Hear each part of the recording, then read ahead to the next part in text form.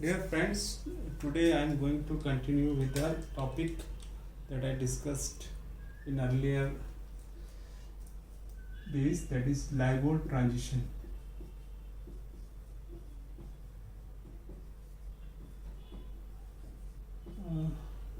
I already discussed about this topic few days back. Let me refresh about that. The Libor stand for London Interbank offer rate. This is the rate which is published by IC, that is Intercontinental Exchange. IC gets the quotes from various London based banks, and IC just aggregate those rates and come out with the different tenor and different currencies rates. And this Libor is used for all the currencies except USD, and USD Libor and Libor for 2 months is also being seized from 31st December 2021, and all other currencies, all the other currency Libor is seized from 31st December 2021. Before that, Libor used to be used in almost 300 trillion assets pricing. That's include loans or mortgage or derivatives, deposits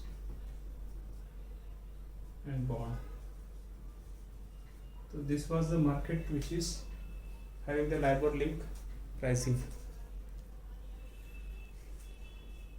Before the Libor come for the freeze, the most of the central bank and the most of the regulating authorities in different geographies has asked the financial institutions to be ready with to how to deal with Libor situation, and they ask the preparedness from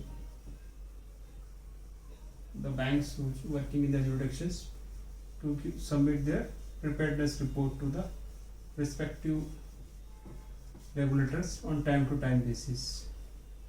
And the alternate reference rates committee being set up, and they given lot of suggestions how to deal with the Libor situation. Like in USA, the Fed has come up with the solution, that is SOFR, that is secured overnight funding rate or finance rate. In UK, they are using Sonia, which is sterling overnight index average. So these are the two major benchmark which is being used in place of Libor for pricing the various products with derivatives, loans and the other class. In GARP, they asked the student to prepare about the what are the guidelines and what are the case studies published by FMSP, that is FMSP, that is FICC Market Standard Board. They ask the banks to be ready with some kind of This FMSB has come up with one write-up which is being asked the guard to student to study and get to know how this labor situation will be handled at the market level, at the global level, and at the customer level. So this FMS this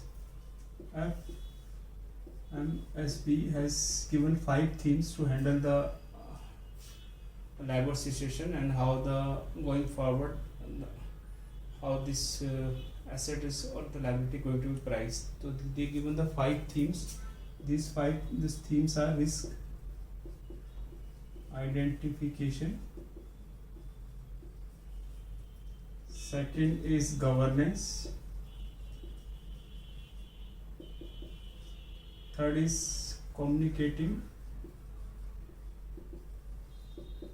with customers, fourth is conflict of interest,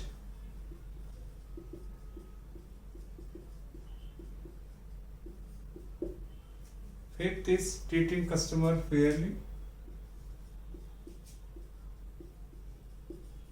treating customers fairly,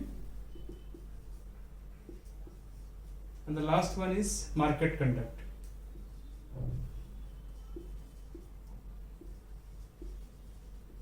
So guard can ask in their examinations, they may give some options and they can ask which are the 6 themes the FMSB is given to prepare your risk framework or maybe the risk document when you are dealing with the labor situations too.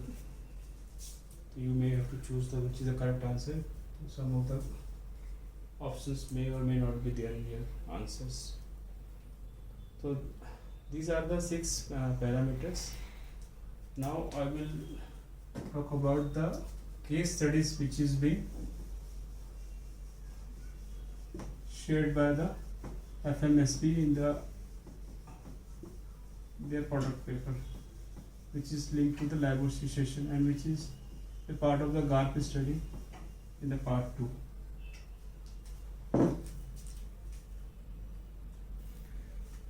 Let's suppose there is a customer who has the